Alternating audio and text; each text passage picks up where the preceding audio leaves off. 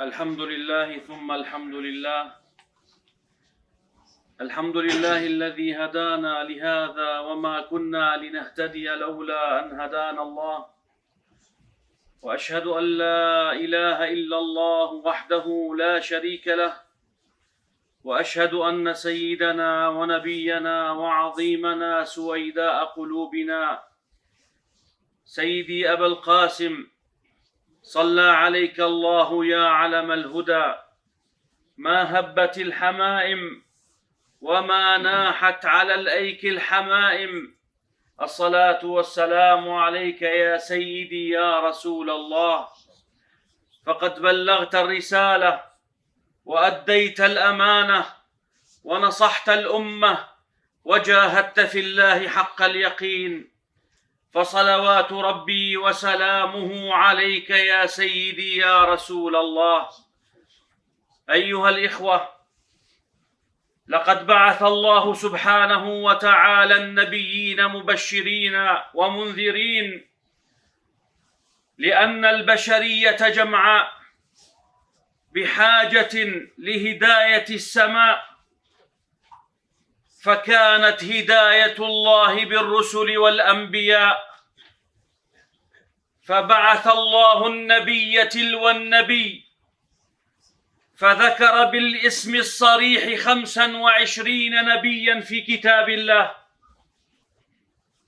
ينزل الأنبياء ومعهم الصحف كإبراهيم عليه السلام، وينزل النبي ومعه التوراة والزبور والإنجيل، العهد القديم التوراة والعهد الجديد الإنجيل. وانقطع الحال أكثر من 500 عام، انقطع الحال بين رسالة السماء والأرض، حتى وصل الحال في التحريف والتخريف والتغيير والتبديل وكتمان الباطل، أن أصبحت البشرية بحاجة إلى رسالة جديدة. أصبحت الأرض بشوق جديد حتى تتصل بالسماء. وإذا بالقرآن العظيم، وهو ما يطلق عليه بالعهد الأخير. هذا القرآن إن هذا القرآن يهدي للتي هي أقوم، ويبشر المؤمنين الذين يعملون الصالحات أن لهم أجرا كبيرا. هذا القرآن أيها الإخوة هو الصلة بيننا وبين الله في كل لحظة. وكم تمنيت أيها الإخوة في دنيا المحاضرات والخطباء وأئمة المساجد أن يكونوا على قدر المسؤولية، فيخاطب الناس بواقعهم وما يحل بنا معاشر المسلمين، لأن البروتوكولات الدولية تريد أن تنقض عرى الإسلام واحدا تلو الآخر. واليوم أيها الإخوة، إذ نلاحظ الهجمة كبيرة وشرسة على هذا القرآن. هذا القرآن أيها الإخوة هو كتاب ربنا سبحانه وتعالى، هو حبل الله بيننا وبينه، من أخذ به فقد أخذ بحظ وافر، ومن تركه فقد خاب وخسر. ففيما رواه ابن حبان عن أبي شريح الخزاعي رضي الله عنه قال: خرج علينا رسول الله صلى الله عليه وسلم ذات يوم وهو يقول: أبشروا، فاستبشر الناس، ثم قال: أبشروا، فاستبشر الناس، فقال صلى الله عليه وسلم: أليس تشهدون أن لا إله إلا الله وأني رسول الله؟ قالوا: نعم. قال: فإن هذا القرآن سبب طرفه بيد الله وطرفه بأيديكم فتمسكوا به فإنكم لن تضلوا ولن تهلكوا بعده أبدا. حتى قال صلى الله عليه وسلم في وصيته لهذه الأمة، وهو كالأب الرحيم عندما يغادر الدنيا يجمع أولاده فيوصيهم بالوصايا، إذ هو يوصينا صلى الله عليه وسلم: تركت فيكم ما إن تمسكتم به لن تضلوا أبدا بعدي، كتاب الله وسنتي.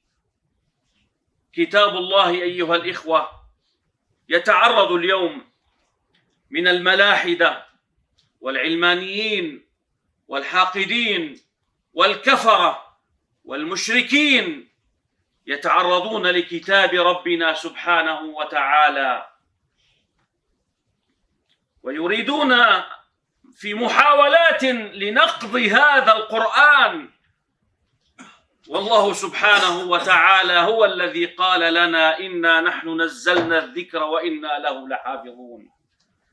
ولو أننا أيها الإخوة، ولو أن الأمر تعلق بنا في حفظ كتاب ربنا لضاع منذ زمن، ولكنه كتاب الله هو الذي تكفل في حفظه، فلا يعتريه التصحيف ولا التحريف ولا التخريف. ولكن القضية في نفوسنا وفينا نحن، هل سندافع عن كتاب ربنا؟ هل سنقف في كلمة حق أمام العالمين، أمام الأرض، أمام الأكوان، ونحن نقول: يا رب إليك نشكو ضعف قوتنا وقلة حيلتنا وهواننا على الناس يا أرحم الراحمين، إلى من تكلنا؟ هذا حالنا، ولكننا سنقول كلمة الحق ليل نهار، وسنقف مع كتاب ربنا ندافع عنه ونقول: هاؤم اقرأوا كتابي، هذا القرآن، هذا كتاب ربنا. وإن من أجل ما يفعله المسلم اليوم وقد وقعت حرارة ذلك في قلبه، وهو يعلم ويرى على تويتر، فيسبوك، يوتيوب، وكل أجهزة أو مواقع التواصل الاجتماعي، كل يوم يخرج علينا نابتة، فسل ليس له قيمة في دنيا الناس، يتكلم على كتاب الله وعلى القرآن. هذا القرآن أيها الإخوة الذي بذل فيه الغالي والنفيس حتى يصل إلينا نحن معاشر المسلمين، 1400 1500 سنة الآن أيها الإخوة، وكتاب ربنا يتلى آناء الليل وأطراف النهار. كيف وإذ وقعت هذه الحرارة في قلوبنا نحن الآن في هذا المسجد؟ ماذا نفعل؟ ماذا نفعل؟ ماذا نقول لنعود إلى كتاب ربنا أيها الإخوة الذين يتلونه حق تلاوته؟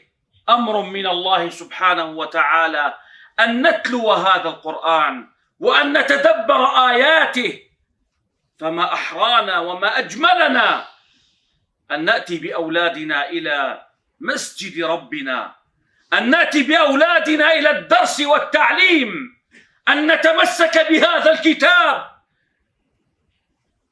وقد سألت شيخي مرة وقد بدأ أولادي ينبتون، قلت له: ماذا أفعل بهم؟ قال: علمهم القرآن وارمهم بالبحر. نعم أيها الإخوة، علموا أولادكم القرآن وليكونوا فيما يكون في دنيا الناس، فإنهم سيطفوا على كل التفاهات وكل عوارض الدنيا، لأن هذا القرآن هو منهجنا، هو حياتنا، هو ديننا. لا نتخلى عن هذا القرآن أبدا. أيام الحكم السوفيتي في طاجكستان قال لي أحد الدعاة هناك: والله يا أستاذ كنا نتعلم القرآن في السرادق، في الأقبية، ندخل الأقبية بالشهور ولا نرى الشمس حتى نحفظ بعض آيات أو سور من كتاب الله عز وجل. أيها الإخوة، هذه دعوة مرة أخرى أن نتمسك بكتاب ربنا. وسأظل في هذه الفترة مع غياب شيخنا حفظه الله أتحدث عن كتاب الله، كيف نزل القرآن، وعلى من نزل، وما هو معنى النزول، وكيف نحافظ على كتاب ربنا، وكيف نتدبر آياته حتى نصل إلى المعنى الواعي والمعنى الصريح الذي من خلاله نفهم معنى النزول، أن هذا القرآن نزل، أي أن الله سمح لنا به أيها الإخوة، وليس بأيدينا، هو نعمة من الله. عندما أنزل الله الحديد سمح به لنا أن نتعامل به صناعة وتجارة وليا، ونستخدمه في كل حياتنا. كذلك أنزل الله القرآن، سمح الله لنا أن نتعامل مع هذا الكتاب العظيم الذي يقول فيه صلى الله عليه وسلم: اقرأوا القرآن فإنه لكم به بكل حرف 10 حسنات. لا أقول ألف لام ميم حرف، بل ألف حرف ولام حرف وميم حرف. تصور معي وأنت تعلم القرآن، وتكون سبب في تعليم القرآن، وتكون أداة من أدوات تعليم القرآن. والنبي صلى الله عليه وسلم يقول: الدنيا ملعونة، ملعون ما فيها إلا كتاب الله وما والاه وعالما ومتعلما. أيها الإخوة، هذا كتاب ربنا سبحانه وتعالى نزل على قلب نبينا صلى الله عليه وسلم بقوله: اقرأ اقرأ. والنبي صلى الله عليه وسلم أمي لا يقرأ ولم يتعلم القراءة. اقرأ باسم ربك الذي خلق. اقرأ، ويضمه جبريل عليه السلام حتى نفهم أننا يجب علينا أن نقرأ قراءتين في هذه الحياة. القراءة الأولى أن نقرأ كتاب الله المسطور، القرآن، لأن لنا به، ومن أراد أن يقوي نظره فليقرأ في القرآن، وهذا مجرب. اقرأ في القرآن كتاب الله المسطور. والقراءة الثانية هي أن نقرأ الكون، كتاب الله المنظور. اقرأ باسم ربك الذي خلق، أول ما نزل على رسول الله صلى الله عليه وسلم، لنقرأ كتاب ربنا سبحانه وتعالى.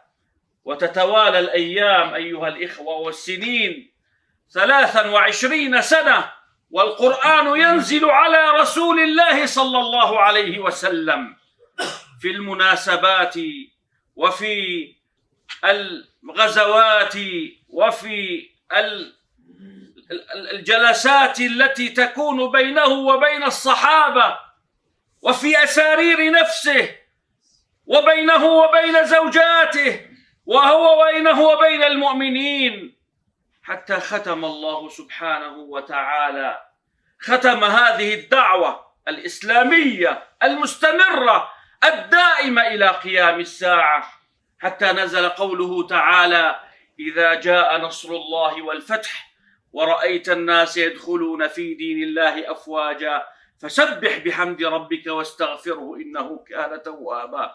فيقول صلى الله عليه وسلم: نعيت إلي نفسي.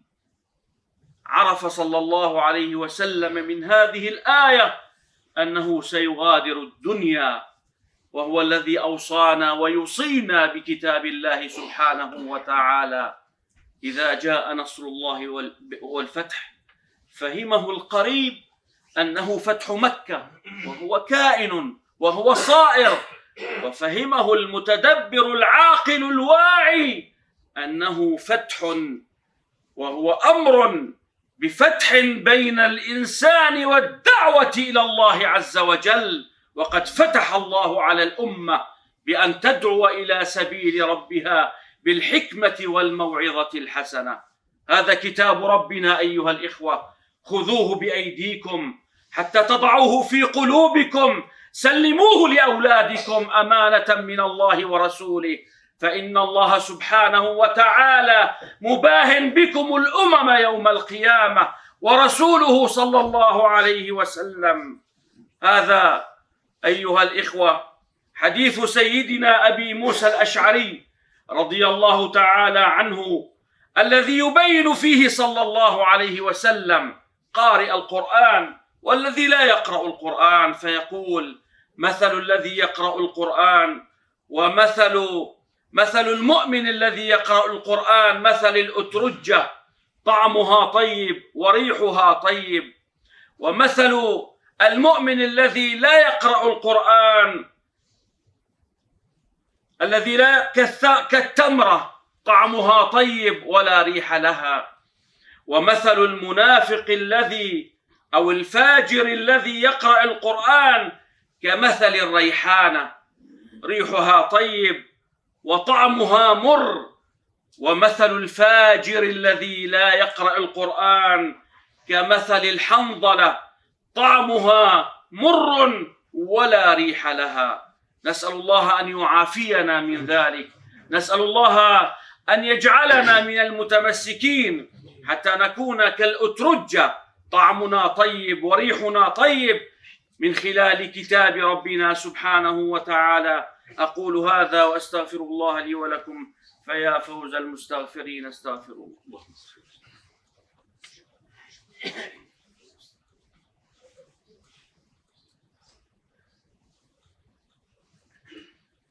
الحمد لله حمد الشاكرين، وأفضل الصلاة وأتم التسليم على سيدنا محمد وعلى آله وصحبه أجمعين.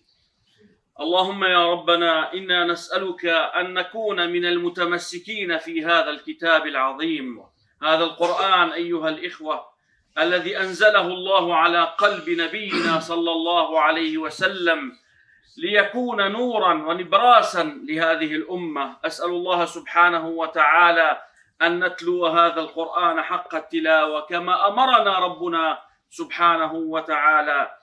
فاللهم يا أرحم الراحمين ارحمنا، وإلى غيرك لا تكلنا، وعلى الصراط والسنة جمعا توفنا، نلقاك وأنت راض عنا. اللهم اجعل القرآن الكريم ربيع قلوبنا ونور أبصارنا وجلاء همنا. اللهم يا مولانا وافتح علينا فيه فتوح العارفين، واجعلنا من عبادك الذاكرين الشاكرين.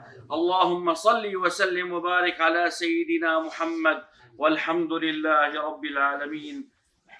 هناك فقرة الترجمة، الأخ عبد العزيز تفضل يترجم للإخوة غير الناطقين بالعربية.